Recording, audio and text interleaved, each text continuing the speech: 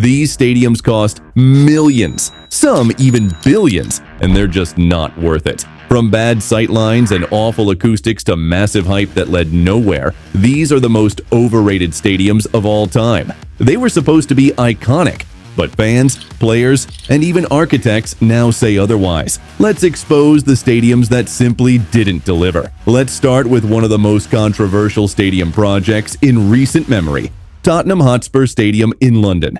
Now, before you start typing angry comments, hear me out. Yes, it's technically impressive with its retractable pitch and sleek design, but when you dig deeper into what this thing actually cost versus what it delivers, the numbers are staggering. The final price tag hit £1.3 billion, making it one of the most expensive stadiums ever built. For that astronomical sum, you'd expect perfection. But instead, fans got a stadium that feels more like a corporate hospitality venue than a football ground.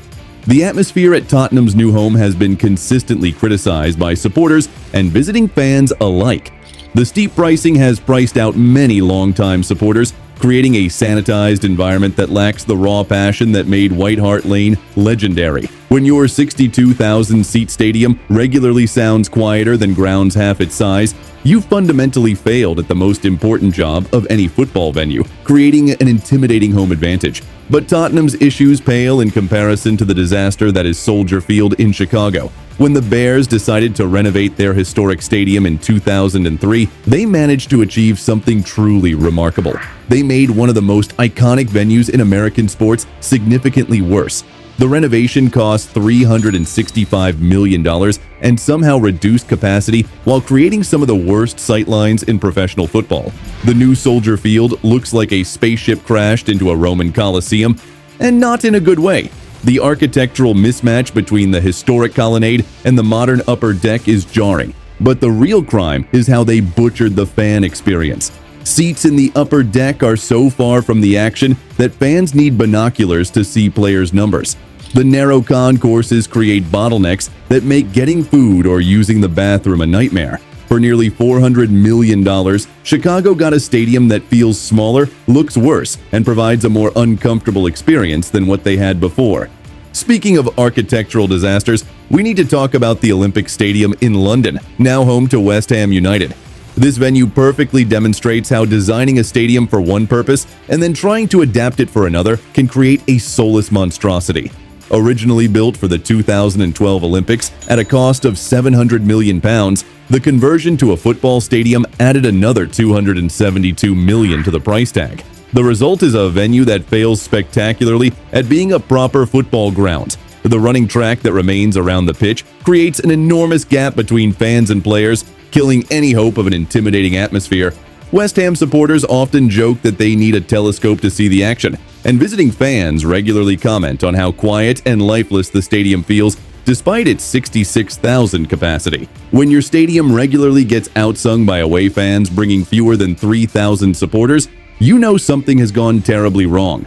Stick around until the end to see which American stadium cost over $1 billion but still can't figure out how to keep its own roof from leaking, plus the European venue that's so bad it makes players physically uncomfortable. Let's head across the Atlantic to discuss MetLife Stadium in New Jersey, home to both the New York Giants and Jets. With a construction cost of $1.6 billion, this should be the crown jewel of American football venues. Instead, it's a soulless concrete bowl that manages to disappoint fans of two different teams simultaneously. The stadium lacks any distinctive character or atmosphere, earning it the nickname MetLife Mausoleum from frustrated supporters. The design is so generic that it could be mistaken for an oversized airplane hangar. There's no retractable roof despite the harsh northeast winters, the acoustics are terrible, and the sight lines from the upper levels make fans feel like they're watching ants play football. For $1.6 billion, you'd expect luxury and comfort, but instead, fans get cramped concourses, expensive parking, and a sterile environment that feels more like a business conference than a sporting event. The problems with MetLife extend beyond just aesthetics. The artificial turf has been responsible for numerous player injuries over the years, with several high-profile athletes suffering serious damage to their knees and ankles on the poorly maintained surface. When your billion-dollar stadium is actively hurting the players who are supposed to be the stars of the show, you failed at the most basic level of venue design. Now let's travel to Germany to discuss the Olympiastadion in Berlin, another example of how trying to serve multiple purposes can result in serving none of them well. This stadium, renovated for the 2006 World Cup at a cost of 242 million euros, suffers from the same fundamental problem as London's Olympic Stadium, the athletics track that separates fans from the football pitch. Despite hosting the World Cup final and numerous high-profile matches, the Olympiastadion has never managed to create the kind of atmosphere that German football is famous for. The distance between the stands and the pitch kills the intimidation factor that makes venues like Dortmund's Signal Iduna Park so special. Hertha Berlin, the stadium's primary tenant, has struggled for years to create any kind of home field advantage in this cavernous venue. The acoustic design is particularly frustrating because the stadium's bowl shape should theoretically trap and amplify crowd noise. Instead, the sound seems to dissipate into the vast empty spaces created by the athletics track configuration. Even when the stadium is packed with 74,000 fans, it often sounds quieter than much smaller venues across Germany. Moving to France, the Stade de France in Paris represents another expensive lesson in how not to design a football stadium. Built for the 1998 World Cup at a cost of 466 million euros, this venue suffers from many of the same problems we've already discussed. The athletics track creates distance between fans and players, the atmosphere is consistently flat, and the design prioritizes corporate hospitality over creating an intimidating environment for visiting teams.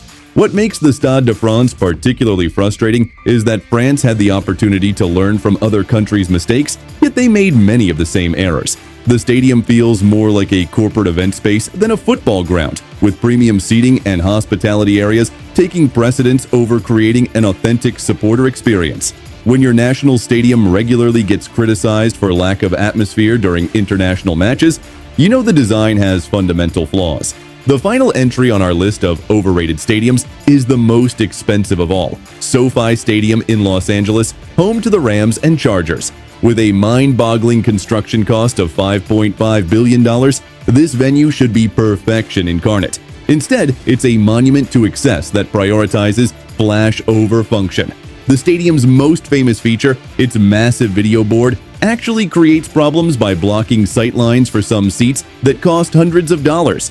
But here's the kicker about SoFi Stadium. Despite costing more than most countries' annual budgets, the roof still leaks when it rains. Multiple games have been affected by water dripping onto the field and into seating areas, creating dangerous conditions and embarrassing the league on national television.